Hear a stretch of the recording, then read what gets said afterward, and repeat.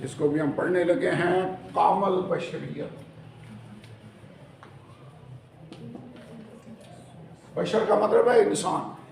اس سے پہلے ہم نے ایک لیسن پڑھا تھا یسوع خدا ہے جی الوہیت.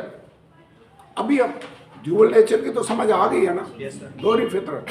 پہلے ہم نے یہ اسٹڈی کیا یسوع خدا ہے, پھر ہم نے تجسم خدا پر غور کیا.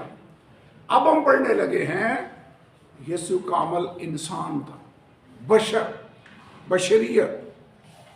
عبرانیوں 2:14 ہے.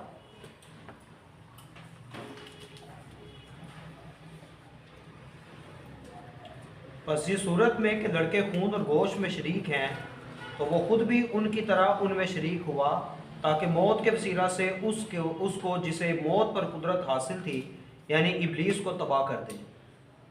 جیسے عام بچے پیدا ہوتے ہیں, لڑکے گوشت اور خون میں شریک ہوتے ہیں, فلیش اینڈ بلڈ جس کو کہا جاتا ہے, تو اسی طرح وہ خود بھی ان میں شریک ہوا.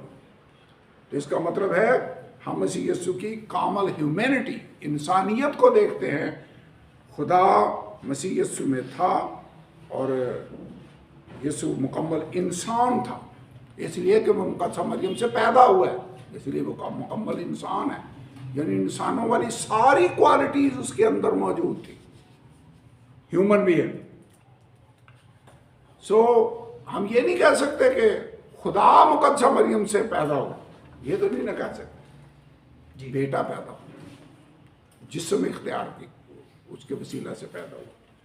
خدا تو ازلی اور ابدی خدا ہے, وہ جسم میں ظاہر ہوا انسان کو نجات دینے کے لیے. اب بائبل میں کئی جگہوں پر اس کو انسان کہا گیا ہے. مثلا جب مجوسی آئے تو لکھا اس گھر میں پہنچ کر ان گڈریوں نے اس گھر میں پہنچ کر بچے کو اس کی ماں مریم کے پاس دیکھا. کس کو دیکھا؟ بچے کا مطلب انسان, ہیومن. خدا تو نہیں نا بچہ ہو سکتا کہ آج بچہ کل بڑا ہو جائے, ایسے تو نہیں ہے. وہ تو شروع سے ہے اور آخر تک رہے گا. اس میں وہ پروگرس والی بات تو نہیں ہے کہ ترقی کرتا جائے. جب لکھنا یہ قد و قامت میں اور خدا اور انسان کی مقبولیت میں ترقی کرتا گیا تو انسانیت کی بات ہو رہی ہے, خدا کی بات نہیں ہو رہی. تو اس گھر میں پہنچ کر بچے کو مریم کے پاس دیکھا. فلپیاں 2:8 اس کو انسان کہا گیا. یہ اپنی آیت پڑھیں, کیا لکھا ہے؟ اور انسانی شکل میں ظاہر ہو کر اپنے آپ کو پست کر دیا اور یہاں تک فرمانبردار رہا کہ موت بلکہ صلیبی موت گوارا. اب دو پرپز ہیں. ایک تو وہ انسانی جسم اختیار کرتا ہے میری اور آپ کی نجات کے لیے, کفارہ دینے کے لیے, مصلوب ہونے کے لیے, خون بہانے کے لیے. ابھی ہم نے پچھلے لیسن میں یہ دیکھا. نمبر 2 یہ ہے کہ وہ انسانی جسم میں ظاہر ہوا اور اس نے ایگزیکٹ اس طرح زندگی گزاری جیسے مجھے اور آپ کو گزارنی چاہیے. ہمیں کامل نمونہ دے تاکہ اس کے نقش قدم پر چلو. اس میں جیسے مجھے اور آپ کو دعا کرنی چاہیے, اس نے دعا کی, حالانکہ ساری قدرت اور اختیار اس کے اندر تھا, لیکن پھر بھی اس نے انسانوں کی طرح دعا کر کے اس اختیار کو حاصل کیا. ساری رات ایک جگہ پہ لکھو اس نے دعا کرنے میں گزاری, گیتسمنی باغ میں دعا کر رہے, یعنی آزمایا گیا جیسے میں اور آپ آزمائے جاتے ہیں, اس کو بھی آزمایا گیا. انسان ہونے والی ساری باتیں اس کے اندر موجود تھیں. اس کو پیاس لگی, کہا میں پیاسا ہوں, تھک گیا, تھکا ماندہ ہو کر وہ سامنے کے کنویں پر بیٹھ گیا, مر گیا. خدا تو نہیں مر سکتا, انسان تھا جو مر گیا. تو انسان اس کو کہا گیا, انسانی شکل میں ظاہر ہو کر اس نے اپنے آپ کو پست کر دیا. پہلا تموتھیوس 2:5 ہے, یہ بڑی خاص ہے. یہاں پہ لکھا ہوا ہے کیونکہ خدا ایک ہے, خدا اور انسان کے بیچ میں درمیانی بھی ایک ہے. خدا کتنے ہیں؟ ایک. یہاں یہ نہیں لکھا ہو 3 ہے. خدا کتنے ہیں؟ ایک. خدا اور انسان کے بیچ میں درمیانی بھی ایک ہے. اور آگے کیا لکھا ہے؟ یعنی مسیح یسوع جو ویسے یسوع کو انسان یہاں کہا گیا. انسان کیوں کہا گیا ہے؟ کس کو کہا گیا ہے؟ جب اس نے جسم اختیار کیا مقدسہ مریم سے پیدا ہوا تو اس کو انسان کس لیے کہا؟ انجیلوں میں 80 بار مسیح نے اپنے آپ کو ابن آدم کہا. اب یہ خالی جگہ میں آ سکتا ہے. ویسے انجیلوں میں مسیح نے کتنی بار اپنے آپ کو ابن آدم کہا؟ 80 ٹائمز. ابن آدم کا مطلب کیا ہے؟ آدم کا بیٹا، انسان. 80 ٹائمز. تو یہ تو میرے خیال میں زور دینے والی بات ہے. ابراہیم کی نسل اس کو کہا گیا، داؤد کی نسل سے وہ آئے گا، یسی کے تنے سے کونپل نکلے گی، اس کی جڑوں سے ایک 12 ور شاخ پیدا ہوگی. اس لیے کئی لوگوں نے اس کو مخاطب اے ابن داؤد مجھ پر رحم پر، اس کی ابن داؤد بھی کہا گیا. عورت کی نسل بھی اس کو کہا گیا. یہ ساری باتیں ظاہر کرتی ہیں کہ وہ انسان. اوکے، وہ جب انسانی شکل میں ظاہر ہوا تو یہ بات تو میرے خیال میں انڈرسٹوڈ سی ہے کہ اس کی وہ نظر بھی انسانوں جیسا ہی آتا ہو. میرا تو یہ خیال ہے کہ جب آدم کو خدا نے بنایا تو مسیح یسوع کی شکل و صورت تھی جو اس کے سامنے تھی. جس شکل و صورت پر اس نے اس کو بنایا، خدا نے انسان کو اپنی صورت اور اپنی شبیہ کی مانند بنایا. تو شکل جو ویزیبل جس میں خدا نے نظر آنا تھا وہ تو مسیح یسوع کی شکل ہی ہے. خدا کو کبھی کسی نے نہیں دیکھا. یسوع ہے جس کے وسیلہ سے آپ خدا کو دیکھ سکتے ہیں. جس نے مجھے دیکھا اس نے باپ کو دیکھا. تو مسیح یسوع کی شکل انسانوں جیسی تھی. اسی لیے وہ جو اموس کی راہ پر 2 شاگرد جا رہے تھے، انہوں نے کہا کیا تو یروشلم میں اکیلا مسافر ہے؟ حالانکہ مسیح نے اپنے آپ کو ظاہر نہیں کیا تھا ان پر کہ میں کون ہوں، لیکن وہ اسے انسان سمجھے کہ عام مسافر ہے، جیسے کوئی پسینجر جا رہا ہے، کوئی پیدل سفر کرتا ہوا جا رہا ہے. سامری عورت سے جب وہ ملا تو اس نے کہا تو یہودی ہو کر مجھ سامری عورت سے پانی کیوں مانگتا ہے؟ اس کا مطلب اس کی ڈریسنگ، اس کی شکل و صورت انسانوں جیسی تھی. یہودی مردوں کی طرح خداوند یسوع لگتا تھا. اسی لیے تو اس نے کہا تو یہودی ہو کر مجھ سامری عورت سے پانی کیوں مانگتا؟ پھر جب زندہ ہوا مردوں میں سے تو عورتیں جو قبر پر گئی تھیں انہوں نے اسے کیا سمجھا؟ باغبان. کہا میاں اگر تم نے اس کو یہاں سے چرایا ہے، مجھے خداوند مل نہیں رہا تو مجھے بتا دے، میں اس کو یہاں سے اٹھا کر لے جاؤں. ہم اس کو تیاری اسی کے ساتھ دفن کرنا چاہتے. اس نے اس کو باغبان سمجھا. سو باغبان بھی، اکیلا مسافر بھی اور یہودی اس کو کہا گیا. تو اس کا مطلب ہے ہی لکڈ لائک اے مین.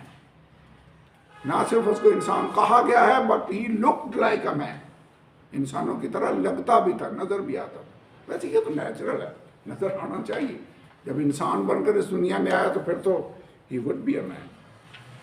اور اس نے وہ ساری باتیں. نیکسٹ پوائنٹ ہے یسوع نے گناہ کے سوا باقی سب انسانی کمزوریوں کا تجربہ کیا. باقی سب انسانی کمزوریاں جتنی بھی ہیں ان میں سے مسیح یسوع گزرا. ابھی میں اس کا ذکر کر رہا تھا، متی 4 باب کی 2 آیت میں کیا لکھا ہوا ہے؟ اسے بھوک لگی. متی 8:24 میں لکھا وہ سو گیا. خدا تو نہیں سوتا، لیکن اسرائیل کا جو رکھوالا ہے نہ اونگتا ہے نہ وہ سوتا. وہ تو نہیں سوتا. اگر یسوع سو گیا تو وہ انسانی اس کی کوالٹی. یہ یا متی 26 باب میں لکھا ہے یسوع نے کہا میری جان نہایت غمگین ہے یہاں تک کہ مرنے کی نوبت پہنچ گئی. انسانی کوالٹی ہے. متی 4:6 میں لکھا ہے یسوع تھکا ماندہ ہو کر کنویں پر بیٹھ گیا. یوحنا 11:35 میں لازر کی قبر پر کھڑے ہو کر یسوع رونے لگا. ہی ویپٹ. اس کے آنسو بہ رہے تھے. یوحنا 19:28 میں لکھا میں پیاسا ہوں. عبرانیوں 4 باب کی 18 آیت میں لکھا میں ہمارا ایسا سردار کا ہے نہیں جو ہماری کمزوریوں میں ہمارا ہمدرد نہ ہو سکے، بلکہ وہ سب باتوں میں ہماری طرح آزمایا گیا تو بھی بے گناہ رہا. تو اس نے ساری انسانی کمزوریوں کا تجربہ کیا. ویسے اب وہ ہماری بھی مدد کر سکتا ہے کیونکہ وہ ان حالات میں سے ہو کر گزرا. کر سکتا مدد. ہی نوز ہاؤ مین فیل، کہ لوگ فیل کیسا کرتے ہیں، آزمائشوں میں گزرتے ہیں تو ان کے کیا احساسات ہوتے ہیں. اگلا پوائنٹ ہے یسوع کو ہر بات میں آزمایا گیا. یہ لکھا ہے وہ سب باتوں میں ہماری طرح آزمایا گیا. عبرانیوں 4 باب کی 15 آیت. تو بھی بے گناہ رہا. آپ کو یاد ہوگا جب ابلیس نے اس کو آزمایا تو پہلی آزمائش اس کے سامنے یہی رکھی کہ روٹیوں سے کہا کہ پتھروں سے کہا کہ روٹیاں بن جائیں. تو یہ جسم کی ضرورت ہے. آدمی بھوکا ہو اس کو روٹی کی طلب ایسے فیل ہوگی. تو جسم کی خواہش اور آنکھوں کی خواہش ساری شان و شوکت دکھائی اور کہا کہ مجھ کا جھک کر مجھے سجدہ کرے تو میں یہ سب تجھے دے دوں گا. اور زندگی کی شیخی اپنے آپ کو پاورفل ظاہر کر کہ اپنے آپ کو یہاں سے نیچے گرا دے. الہی قوتوں کو استعمال کر فرشتے تجھے ہاتھوں پر اٹھا لیں گے. وہ ساری آزمائشوں میں سے کامیابی کے ساتھ گزرا. اور ہم نے حیات المسیح پڑھتے ہوئے ڈیٹیل سے اس پر غور کیا کہ غالب آنے کا فارمولا کیا ہے. کلام کو کھول ہر آزمائش کے جواب میں اس نے کیا کہا؟ لکھا ہے. تو اگر آپ بھی غالب آنا چاہتے ہیں تو پھر ہمیں کلام کو ہر بات میں کوٹ کرنا ہوگا. داؤد کیا کہتا ہے؟ میں نے تیرے کلام کو دل میں رکھ لیا تاکہ تیرے خلاف گناہ نہ کروں. اوکے، نیکسٹ پوائنٹ ہے بحثیت انسان وہ بیٹا تھا.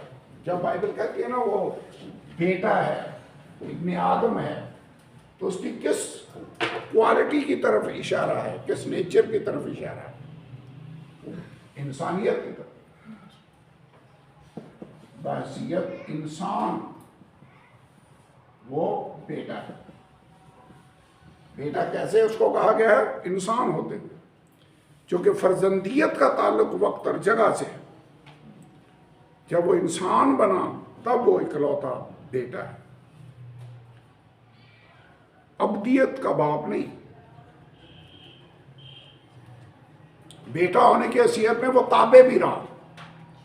ٹھیک ہے نا، وہ 12 سال کا ہے، روانہ ہو کر اپنے ماں باپ کے ساتھ گیا اور ان کے تابع رہا. یہ بیٹے والی بات ہے. ٹھیک ہے، وہ سب باتوں میں آزمایا گیا. عبرانیوں 5ویں باب کی 8ویں آیت پڑھے، یہ والی آیت پڑھ لیتے.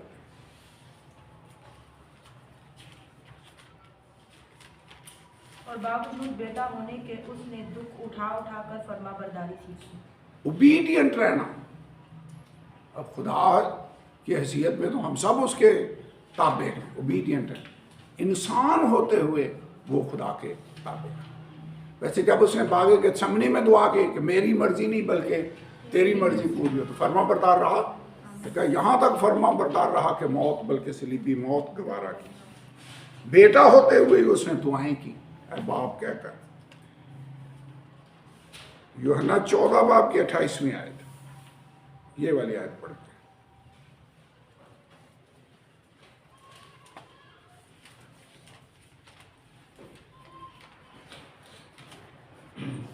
تم سن چکے ہو کہ میں نے تم سے کہا کہ جاتا ہوں اور تمہارے پاس پھر آتا ہوں.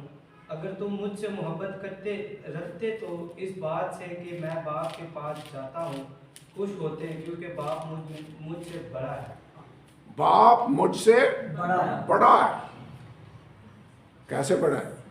یہاں انسان ہوتے ہوئے وہ بات کر رہے ہیں. انسان ہوتے ہوئے وہ کم تر ہے، الوہیت برتر ہے. یہ نہیں کہ ایک شخصیت دوسری شخصیت کی بات کر رہی ہے کہ وہ مجھ سے بڑا ہے اور میں چھوٹا ہوں. نو، بحثیت انسان ہی از کم تر، خدا ہوتے ہوئے وہ برتر ہے. ایک اور بات بھی ہے، اس کے آنے کا وقت لکھا کوئی نہیں جانتا، نہ فرشتے نہ بیٹا مگر صرف باپ. تو اس کا کیا مطلب ہوا؟ انسان ہوتے ہوئے وہ نہیں جانتا کہ کب اس نے آنا. خدا ہوتے ہوئے وہ سب کچھ جانتا. یہ انسانی کوالٹی کی بات ہے. مرکز 13 باب کی 24ویں آیت پڑھ کر دیکھ لیں.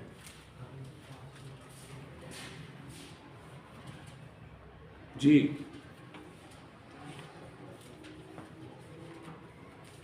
کئی لوگ آپ سے کوشچن کریں گے یسوع اگر خدا ہے تو اسے تو اپنے آنے کے ٹائم کا نہیں پتا. آپ کیا جواب دیں؟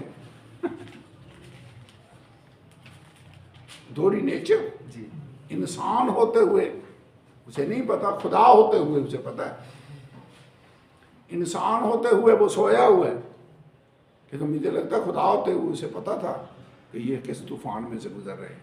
He knew it. پڑھے کیا لکھا ہے؟ मरकज़ 13 बाब 24 है। हाँ 24 है। मगर उन दिनों में उस मुसीबत के बाद सूरज तारीक हो जाएगा और चांद अपनी रोशनी ना देगा और आसमान से सितारे गिरने लगेंगे और जो कुव्वतें आसमान पर हैं वो हिलाई जाएंगी। उस वक्त लोग इब्ने आदम को बड़ी कुदरत और जलाल के साथ बादलों में आते देखेंगे। उस वक्त वो फरिश्तों को भेजकर अपने बरगज़िदों को ज़मीन की इंतहा से आसमान की इंतहा तक चारों तरफ से जमा करेगा। अब अंजीर के दरख्त से एक तमसील सीखो, जूं ही उसकी डाली नरम होती है। ये बढ़िया है। सर ये 32 आयत है जो आप कह रहे हैं। 32 है। लेकिन उस दिन या उस घड़ी की बाबत कोई नहीं जानता, ना आसमान के फरिश्ते ना बेटा मगर बाप। हाँ ये यहाँ पर करेक्शन करते हैं, बुक में जो लिखा हुआ है वो मेरे ख्याल में सही नहीं है। यहाँ लिखा है मरकज़ 13 बाब की 24वीं आयत। 24वीं आयत नहीं है बल्कि 32वीं आयत।